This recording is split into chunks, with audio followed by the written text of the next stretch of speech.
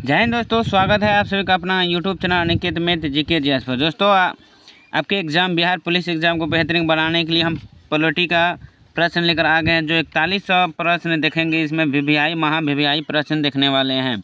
जो आपके जो एग्ज़ाम हुआ है 7, 11, 18 का, ये तीनों एग्ज़ाम में पूछा गया है प्रश्न यहाँ से।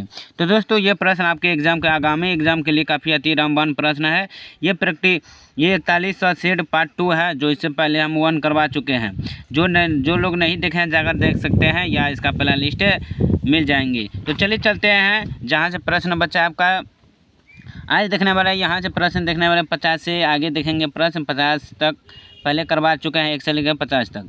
तो 4100 प्लस सेलेक्टेड क्वेश्चन है, जो एग्ज़ाम से इससे बाहर नहीं रहने वाले हैं। ये आस एजुकेशन सेंटर पटना, जिसका जो मेन हेड है आज के झा सर के द्वारा जो प्रश्न करवाए जाते हैं, वही प्रश्न लेकर आए हैं। तो चलिए बिना देरी के साथ हम बढ़ते हैं अपनी प्रश्न को। आप लोगों से रिक्वेस्ट है कि यह वीडियो को शुरू से अंत तक जरूर देखें, और वीडियो अच्छे लगते हैं ज़रूर लाइक कीजिएगा। चलिए पहला प्रश्न है कि संविधान सभा की प्रांतीय संविधान समिति का अध्यक्ष कौन होता था।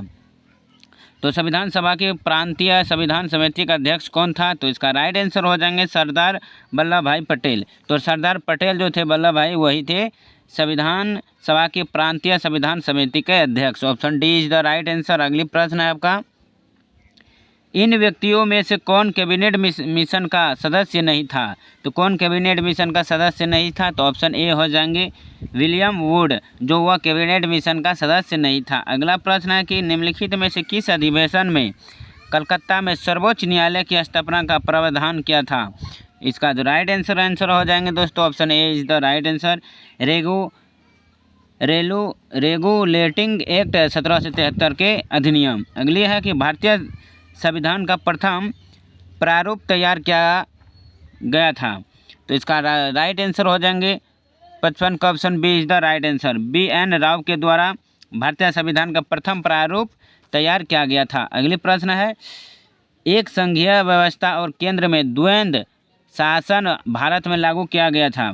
तो किस अधिनियम के द्वारा लागू किया गया था एक संघीय व्यवस्था और केंद्र में द्वंद्व शासन। तो इसका राइट आंसर हो जाएंगे 1935 के अधिनियम के द्वारा। अगली प्रश्न है, भारतीय संविधान के निर्माण के समय संवैधानिक सलाहकार कौन थे। तो इसका सही आंसर रहने वाले ऑप्शन सी BN राव थे। भारतीय संविधान के निर्माण के समय संवैधानिक सलाहकार थे। कौन? BN राव थे। अगली है कि डॉक्टर BR अम्बेडकर की अध्यक्षता में संविधान सभा की प्रारूप समिति में कितने सदस्य थे। तो ऑप्शन हो जाएंगे, इसका राइट आंसर हो जाएंगे दोस्तों ऑप्शन बी हो जाएंगे, 6 सदस्य थे। अगली प्रश्न, भारतीय संविधान सभा के चुने हुए अस्थायी अध्यक्ष कौन थे। तो वो अस्थायी अध्यक्ष जो थे चुने गए, तो वो डॉक्टर राजेंद्र प्रसाद थे। Option C is the right answer. भारतीय संविधान को संवैधानिक सभा द्वारा अंगीकृत किया गया था। तो कब अंगीकृत किया गया था। तो ऑप्शन ए 26 नवंबर 1949 को भारतीय संविधान को स्वीकार अंगीकृत किया गया था, और लागू कब हुआ था 26 जनवरी 1950 को। अगली प्रश्न, संविधान निर्माता परिषद की झंडा समिति का अध्यक्ष कौन थे। तो इसका सही आंसर हो जाएंगे option B doctor Rajendra Prasad थे। अगली, किस वर्ष में जन गण मन को भारत के राष्ट्रगान के रूप में अपनाया। तो इसका सही आंसर हो जाएगा ऑप्शन सी 1950 ईस्वी को अपनाया गया था भारत के राष्ट्रगान को। अगली, कि भारतीय संविधान सभा में कुल कितने महिलाएं सदस्य थी। तो 63 का ऑप्शन ए हो जाएंगे, 15 कुल महिलाएं थी। भारत के संघात्मक व्यवस्था निम्नलिखित में से किस देश से संबंधित है। तो इसका राइट आंसर हो जाएगा ऑप्शन ए कनाडा से संघात्मक व्यवस्था संबंधित है। अगली प्रश्न, भारत के संविधान में गणतंत्र का विचार लिया गया। तो इसका राइट आंसर हो जाएंगे 65 का ऑप्शन सी फ्रांस के संविधान से लिया गया था गणतंत्र का विचार भारत के संविधान में। भारत के संविधान निर्माताओं ने 7वीं अनुसूची में वर्णित समवर्ती सूची की अवधारणा को ग्रहण किया था। तो 66 का ऑप्शन बी ऑस्ट्रेलिया के संविधान से। अगली, भारतीय संविधान में मौलिक कर्तव्यों का विचार लिया गया था।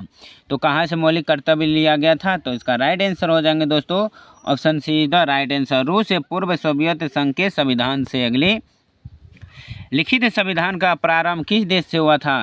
तो लिखित संविधान का प्रारंभ जो हुआ वो किस देश से हुआ था। तो ऑप्शन डी अमेरिका से हुई थी। अगली, निम्नलिखित में से कौन भारत का धर्मनिरपेक्ष राज्य वर्णित करता है? 69 का आपका राइट आंसर हो जाएंगे बी, संविधान की प्रस्तावना। अगली प्रश्न, हम भारत के लोग शब्दों का प्रयोग संविधान सभा में कहाँ किया गया? तो हम भारत के लोग यानी we the people of India शब्दों का प्रयोग भारतीय संविधान में कहाँ किया गया था? तो ये जो किया गया था संविधान की प्रस्तावना में किया गया था। अगली, संविधान में हमारे राष्ट्र का उल्लेख किन नामों से किया गया था? संविधान में हमारे राष्ट्र का उल्लेख, तो ऑप्शन हो जाएंगे इसका ए, कौन? भारत तथा इंडिया। अगली प्रश्न, भारत में राजनीतिक सत्ता का प्रमुख स्रोत कौन है? तो 72 का ऑप्शन हो जाएंगे ए, हो जाएंगे जनता। अगली, किस देश में दोहरी नागरिकता का सिद्धांत स्वीकार किया गया? तो 73 का option D is the right answer हो जाएंगे संयुक्त राज्य अमेरिका। अगली, निम्न में से कौन नागरिकता के अर्जित हेतु शर्तों का नियत करने के लिए सक्षम है? 74 का ऑप्शन डी हो जाएंगे संसद। अगली प्रश्न को बढ़ते हैं। अगली प्रश्न है कि भारतीय संविधान में किस अनुच्छेद के अंतर्गत नागरिकों को मौलिक अधिकार प्रदान किए गए हैं? तो भारतीय संविधान में किस अनुच्छेद के अंतर्गत नागरिकों को मौलिक अधिकार प्रदान किए गए हैं? 75 का option B is the right answer, अनुच्छेद 12 से 35 में। अगली प्रश्न, निम्नलिखित में से किस एक को नागरिकों के मौलिक अधिकारों का रक्षक तथा भारत के संविधान का अभिभावक माना जाता है? तो 76 का आपका राइट आंसर हो जाएंगे बी, महान्यवादी को। अगली प्रश्न को बढ़ते हैं।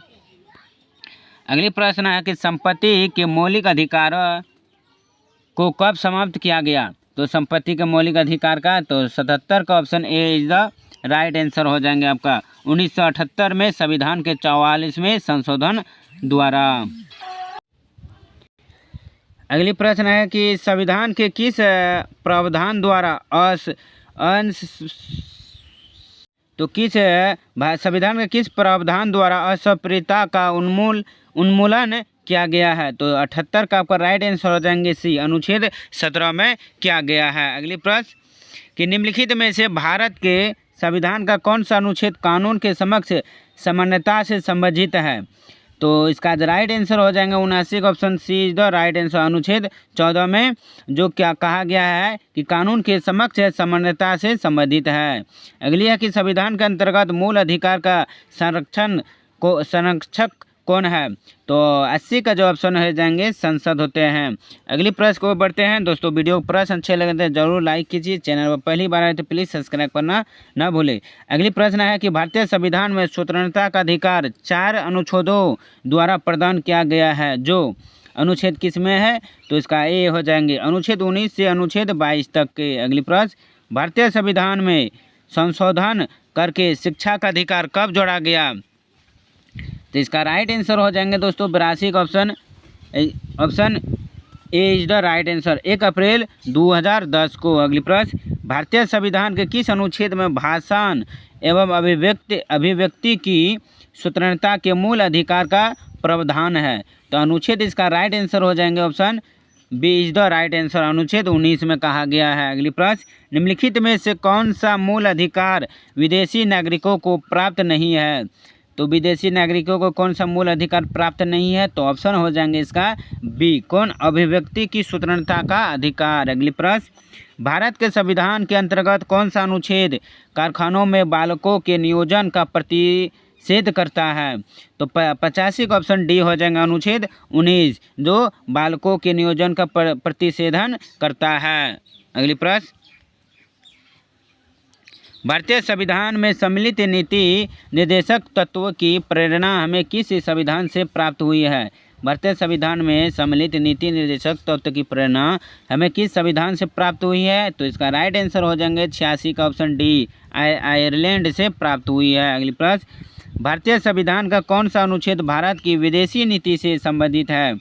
तो विदेशी नीति से कौन सा अनुच्छेद संबंधित है? तो 87 का हो जाएंगे अनुच्छेद 51, option D is the right answer. अगली प्रश्न को बढ़ते हैं।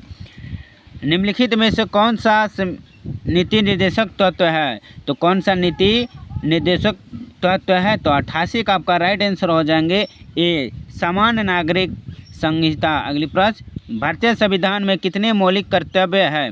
तो तो भारतीय संविधान में जो कुल मौलिक कर्तव्य है वो ऑप्शन हो जाएंगे ऑप्शन ए 12।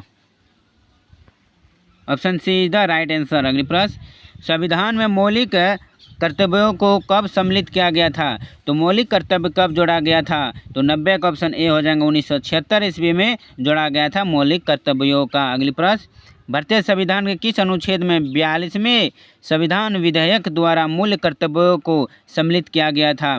तो अनुच्छेद इसका राइट आंसर हो जाएंगे 91 बी। कौन? अनुच्छेद 51A में कहा गया था। Option B is the right answer. अगली प्रश्न, भारत के संविधान के किस भाग में मौलिक कर्तव्य उल्लिखित है?